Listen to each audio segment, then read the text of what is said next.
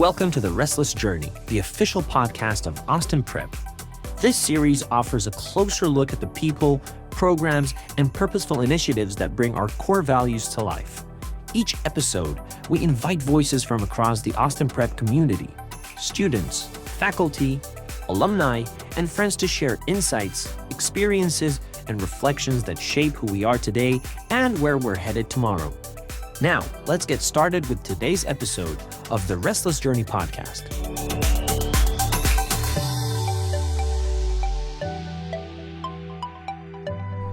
Hello, welcome to the Restless Journey podcast. I'm your host, Tyler Fleming, Austin Prep Senior Director of Communications, and we are at a point of the year where we are essentially wrapped up.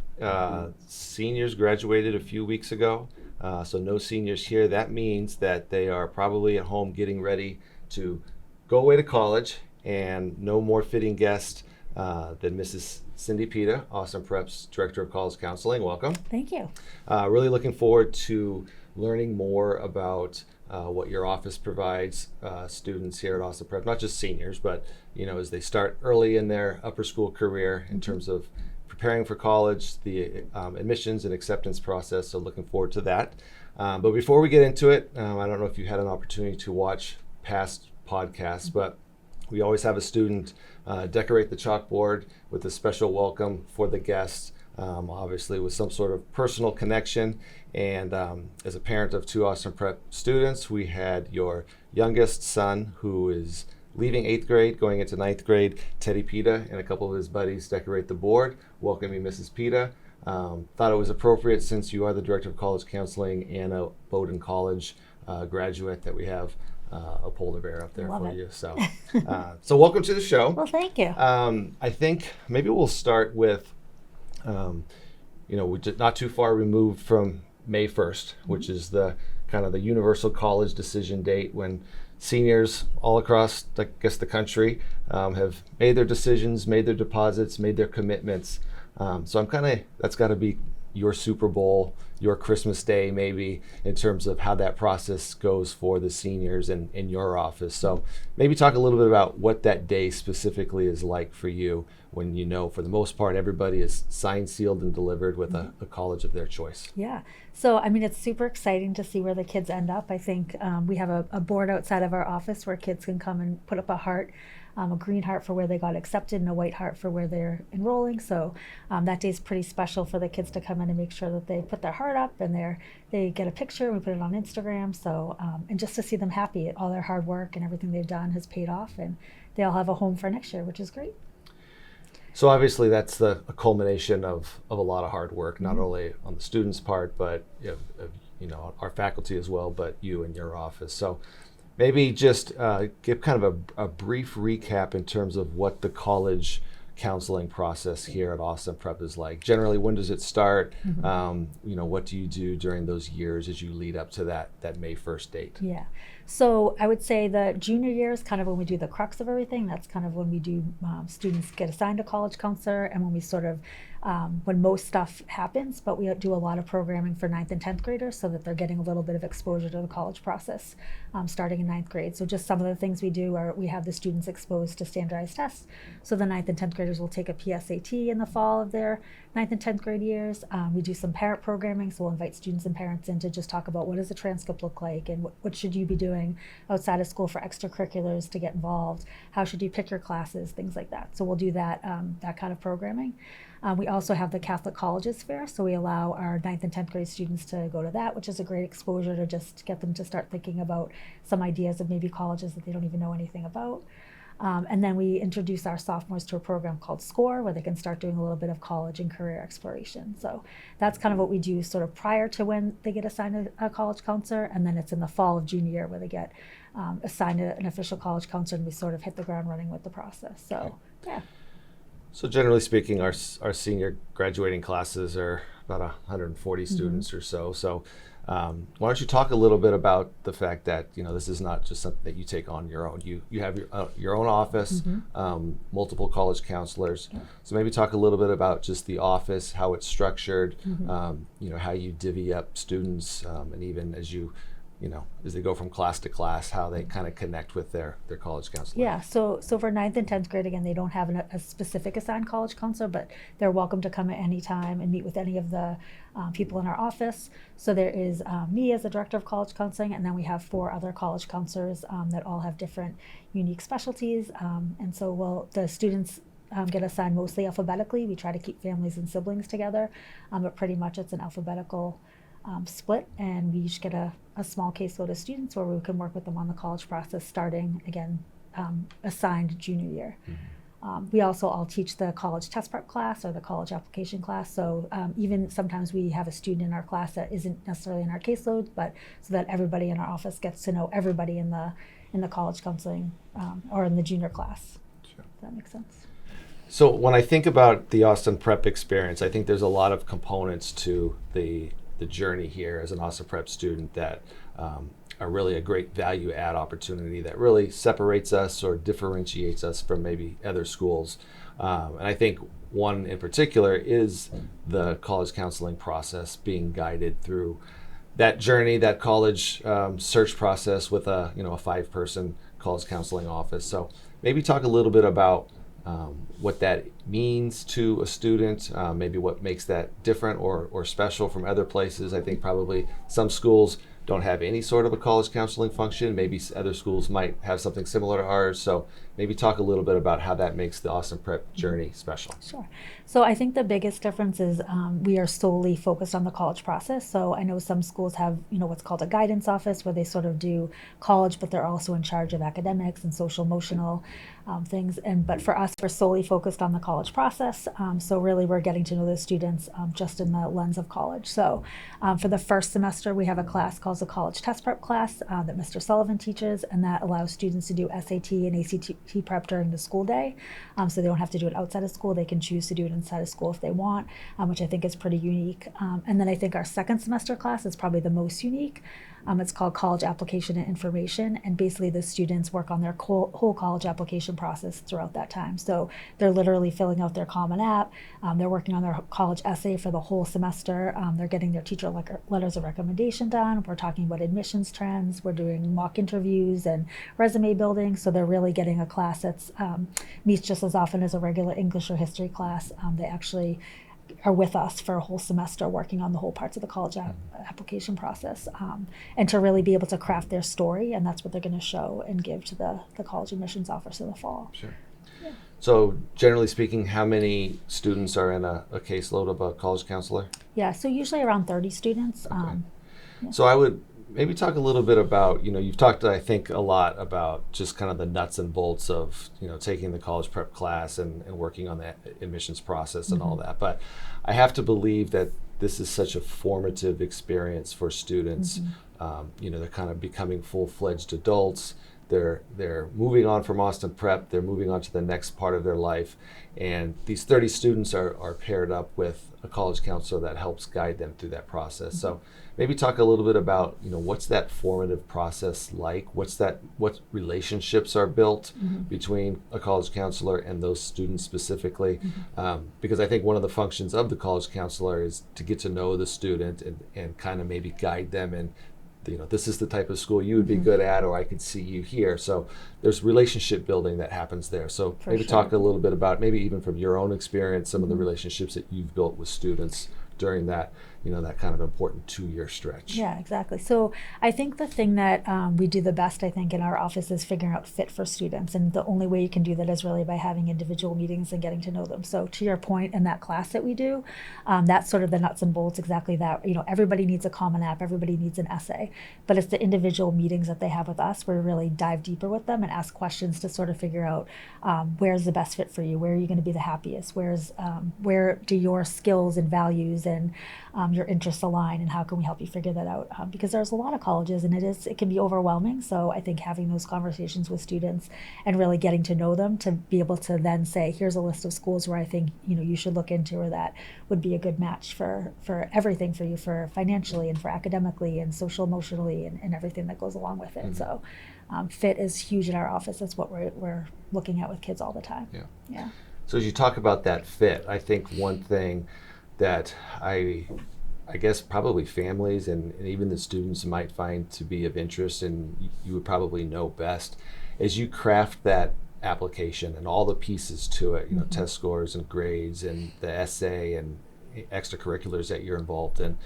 Is there something that you can really point to and say, like, this is most important, or this is what's most important for you? I mean, there's a lot of components to the process, but is there something in particular that's most important? Yeah, I mean, I think what we tell students all the time is that the transcript, letters of recommendation, those are pretty important, but I think the college essay is pretty big, because that's the one part in your application where your voice is heard and where you could talk about yourself. I think it's the part kids also have a really hard time with, and so because of that, we spend the whole semester working on the college essay. And so we have a kickoff process with the English department. So we'll work together with English to sort of do in January, like a kickoff college essay 101, where we'll talk together about what the essay is about and what the purpose of it is. And then we work on individual brainstorming with them. We added a faculty essay reading committee the last couple of years, where we have faculty members read students' essays, kind of give anonymously and give some feedback as if they were a college admissions rep, trying to make sure that they understand what the student's trying to say and what their story is trying to be. So I think the essay is probably one of the biggest pieces, and we spend, again, a whole semester on that between our office and the English department. I think another thing that seems to be pretty big with students is like we're trying to really get students to think about their passions or what they're interested in. So you don't have to do a million things and kind of have your hands in everything. It's like finding one or two things that you're really passionate about and being able to talk about that and show colleges that. I think that's become a bigger way for colleges to fill their class, where they want students that are kind of passionate about or sort of experts in something, and that's how they're forming and building their whole class. So we've been talking with students a lot about figuring out what that passion might be, and then just having some curiosity outside the classroom. So maybe you do a podcast, or maybe you listen to podcasts and dive deeper in a topic you're really interested in, or you learn an instrument, or you take a class online, or just read books for fun, things like that that are showing your intellectual curiosity. And I think the final thing that college is looking for is also some of those soft skills. So they know what you're doing sort of in the classroom, but are you a good communicator? Do you have empathy? Are you someone who values teamwork? So I think some of those soft skills are really important to colleges these days as well. So figuring out how to craft that and make sure that's coming across in your application is what we're working with kids on. Yeah. So I think you've kind of teed us up here for the class of 2026, which every class that comes through here, I think, has unique successes in terms of where they land from a college standpoint. And I know that for the past couple of years, we've had some strong college matriculations as a group, but I think this group in particular had some really great stories and some really great successes in terms of where they landed. Multiple students matriculating at Ivy League schools, NESCAC schools, large public research institutions all across the country.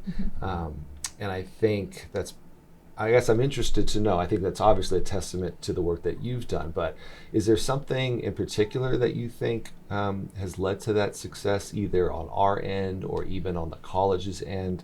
And I think even more about it. Not only did we have students land at those places, but a unique year in that, I think we had multiple students admitted to schools like Michigan and BC and Villanova, when maybe we get one or two. We had a handful this year. So I know there's probably a lot of reasons why that happened, but is there something that, as you reflect on this class and maybe even where we are in college admissions, is there something that you might have think led to that? Yeah. So I think the biggest thing is the way that they strategically apply to schools. I think a lot of kids took our advice in terms of the strategy of when to apply and where to apply. So I think that played in a little bit. I also think this class did a really good job of really focusing on fit, which I talked about earlier, but I think that's a huge part of it, and making sure that they were thinking really thoughtfully about where they were going to apply. So I think that helped a lot for kind of where they ended up. I do think that college application and information class made a huge difference, because I think every year we refine it and make it a little bit better. And I think that, again, it's helping the students craft their story. So they spent a whole semester crafting that story. So I think they put forth really great applications. I think another piece of it is the relationships we've built with colleges. So I think we've made an effort the last few years to really keep doing a good job of making sure students, colleges know about Austin Prep and what a great place it is and how great our students are. So we've joined something called BISCA, which has given us exposure to a lot of different colleges that we may not have gotten exposure to. We've gone on visits, like just from our own college counseling office. We've made an effort to do more professional development to connect with college reps. We have over 100 schools come in the fall to make connections with our students. So I think getting us on the map a little bit more and making sure that colleges really understand what Austin Prep is all about. I think that's really helped them when they're reading their applications, realize what a great place it is. And I also think the teachers, I know you talked a little bit about that, but I think the teachers really prepared them well, and that's coming across in their applications. So kind of a combination of a bunch of different things. Sure. All right, so as we talk about the class of 2026 and some of the success that they've had, and I think you've alluded to the reasons why they've had the success, maybe do you want to talk just a little bit about some of the raw data in terms of our class and where they're going and why? Yeah. So this year we had, of the 148 students in the class of 2026, we had them apply to 252 different colleges, and they're matriculating at 76 different colleges and universities across the country. So to me, that speaks volumes to them really looking at the fit and making sure that they're not all going to the same, half dozen schools or dozen schools, that they're really branching out and applying to different places and ultimately choosing to go to different places to continue their journey. So sure. I think that's pretty cool. Yeah. All right, so let's talk a little bit about you. I think you've been here. How long have you been here? 13 years. Okay, so 13 years. I think you're definitely a well-known entity on campus. As I noted, you have children here. I think that probably helps as well. But maybe talk a little bit about why this career path, how you got into this. It's definitely kind of a unique niche career, I think. Yeah. So talk about your own personal professional journey and how it led to this. Sure. So obviously, as you see from the board, I went to Bowdoin College, played soccer there, and had a great experience being a psychology and an education major. When I left Bowdoin, I decided to take a year off to figure out what I wanted to do, and then ultimately went back to Northeastern to get my master's in school counseling. And then after I finished my master's program, I coached a little bit of soccer at some colleges and at some high schools, and then decided that guidance was kind of what I wanted to do. So I worked in public school for the first part of my career, and then the opportunity to come to Austin opened up, and so I really like the mission, I really like the values of the school, and so I chose to move over from public to private, and it's been a great transition. All right, so as we close this episode of the Restless Journey podcast, if you could, I gotta believe, so juniors and seniors are what we're focusing on now, rising juniors and rising seniors, and we're about to depart for our summer months. Mm-hmm. Is there maybe one bit of advice you would give our rising juniors now, and then maybe something you would tell our rising seniors? Mm-hmm. Yeah, so I think for both groups, I would say visiting colleges is super important. So again, going back to the idea of fit, we can give you a list of a million different colleges, but I think what fits for you might not fit for somebody else. So I think the biggest piece of advice I would say is to visit schools over the summer to get a better idea of what you like and what you don't like. And then I think going back to what we talked about a little bit earlier is just sort of like doing some things that are your passions or things that you're interested in. So it can be working a job, it can be doing extra service, it can be learning how to code or whatever you want to do. But I think it really helps in the college process when you can show things that you're passionate about or show that you're curious and that you like to learn outside the classroom. So I think this summer's a good time when you don't have anything else to focus on, is to really figure out what that might be and to hone in on that for the summer. Very good. Well, thank you for joining us on the Restless Journey podcast. It's a great opportunity to get some more insight in terms of what you do. Again, I think I've been very impressed with this senior class in particular, and I think our community is very proud of where they're landing, and I know it's not easy.